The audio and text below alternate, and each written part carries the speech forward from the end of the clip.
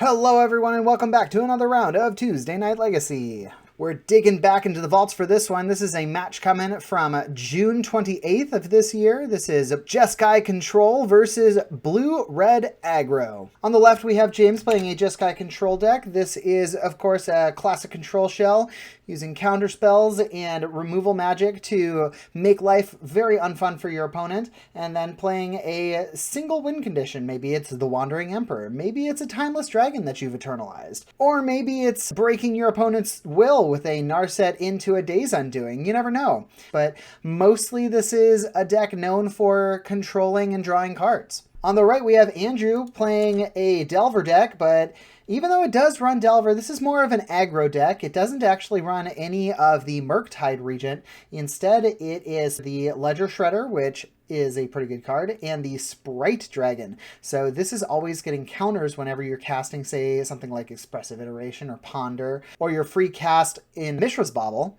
as well as any of the other instances. So this Sprite Dragon is growing and growing and growing. The Dragon's Rage Channeler is getting you a bunch of advantage. You're playing it like a classic aggro tempo shell would, and you just keep your opponent off kilter enough until Sprite Dragon, that might even be bigger than a Murktide Regent by the time the game ends, is ending the game for you. And of course this wouldn't be an Andrew deck if it didn't run a couple of stifles. So we have aggro versus control. Let's go ahead and get the game started.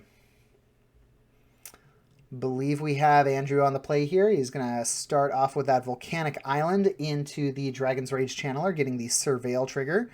A second Mishra's Bauble coming down, bidding both of those cards. A Brazen Borrower and a Brainstorm there. So now we are already at almost Delirium, 3 out of 4. If Andrew plays a fetch land next turn, that will be Delirium coming across for 3 with the Dragon's Rage Channeler, showing how powerful this card can be even on turn 1. We're seeing an Island for James off of a Polluted Delta, showing the Ponder. I guess I forgot to point out that James is actually playing Yorion over there, so this is an 80 card control pile. Being able to cast that Yorion at any time, paying 3 mana to put it into your hand. And there is the Scalding Tarn for Andrew. That's going to put that Dragon's Rage Channeler at Delirium, coming across the board for 3 every turn. And there's the Sprite Dragon. So this guy's coming down whenever a non-creature spell is cast. You get a counter on the Sprite Dragon. It's not just until end of turn. See James just go Island Pass. It has a counter spell up, maybe. A Ponder is going to get a counter and a Surveil trigger. Andrew deciding if he's going to keep it there or not. One more check. Decides, yes, I will keep this here, and I'm going to resolve my Ponder. Ponder looking at the top 3 cards, putting one back. Or putting them all back, and then drawing 1 for turn. A second Ponder. Checking that one. He knew what this card is, so theoretically he would know that he wants to bin it. Yep. So it's a land that goes into the grave. Ooh, we saw a Daze there. Decides to put a land into hand.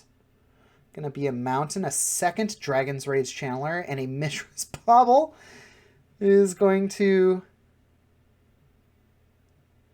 Oh, I think a counterspell. Actual counterspell. Caught the second Dragon's Rage Channeler, so that Mishra's Bauble did happen. This Sprite Dragon already a 4/4, so crashing in for 7 on turn 3. James says, yeah, no, I can't deal with that. So off to game 2 we are going. Just a couple of lands for turn 1 from both players. Decides to fetch at end of turn. Andrew produces the Stifle. James is sad. James is very sad, as any player would be, getting their fetch land stifled. So it looks like James did not have a second land drop in hand, probably hoping to get a cantrip of some sort with that land. So just quick discards an Archmage's Charm. Andrew putting down the Ledger Shredder, so this guy can grow as well. So a second cast for turn. There a Connive is going to happen here. So if Andrew discards not a land, then he gets a counter on Ledger Shredder. Of course, the Sprite Dragon gets the counter regardless, since it was a Mishra's Bauble that got cast. Brainstorm, being another non-creature spell. It's going to get another counter. 2 more Mishra's Baubles!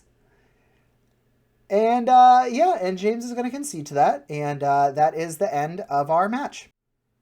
So it looks like some of those matches can go really quick, especially if the tempo player can keep the other player off of their game plan by interrupting their resources. I'm going to go ahead and kick it over to pre-recorded Eugene. He's going to let you know about all of the other stuff on the channel. Take it away, Eugene. Thanks for watching. Please consider liking the video and subscribing to the channel if you want to see more of this content in the future. We have a bunch more of these on the channel, so go check out our backlog to see some other premium content. If you're curious about a deck you saw played here, the deck lists are always in the description of the video below. Thanks as always to Spellhold Games for letting us play at their store, and we'll see you next time for some more Magic content on Tuesday Night Legacy. Bye!